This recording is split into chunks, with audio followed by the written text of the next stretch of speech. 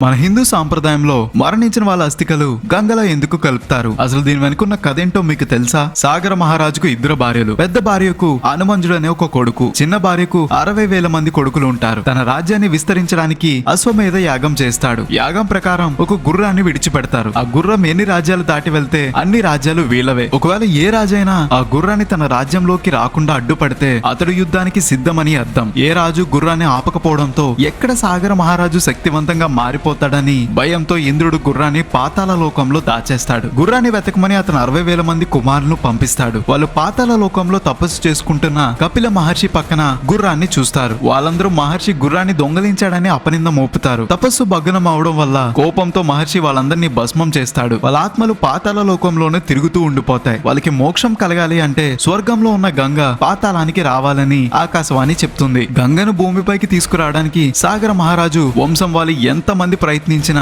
విఫలం అవుతారు. కొన్ని తరాల తర్వాత వాళ్ళ వంశంలో భగీరథుడు జన్మిస్తాడు. తన పితృదేవతల ఆత్మల విముక్తి కోసం తపస్సు చేసి బ్రహ్మను మెప్పిస్తాడు. బ్రహ్మదేవుడు కోరిక కోరుకోమనగా స్వర్గంలో ఉన్న గంగ భూమిపైకి రావాలి అని కోరుకుంటాడు. గంగ స్వర్గం నుండి భూమిపైన పడితే భూమి తట్టుకోలేదని బ్రహ్మదేవుడు అంటాడు. అప్పుడు భగీరథుడు శివుడి సహాయం కోరతాడు. శివుడు గంగను తన జడలో బంధించి తన జటాజూటం నుండి గంగ ప్రశాంతంగా భూమిపైన ప్రవహించేలా చేస్తాడు. అలా భగీరథుడు గంగను పాతాళ లోకానికి తీసుకొచ్చి తన పితృదేవతల అస్థికలను గంగలో కలిపి వాళ్ళందరికీ మోక్షాన్ని ప్రసాదిస్తాడు. ఆ రోజు నుంచి ఈ రోజు దాకా మరణించిన వాళ్ళ అస్థికలు మోక్షం కోసం గంగలో కలుపుతారు. ఈ విషయం అందరికీ తెలిసేలా షేర్ చేయండి. ఇలాంటి మరిన్ని వీడియోస్ కోసం గోదావరి స్టేషన్ ని ఫాలో అవ్వాలి మరి.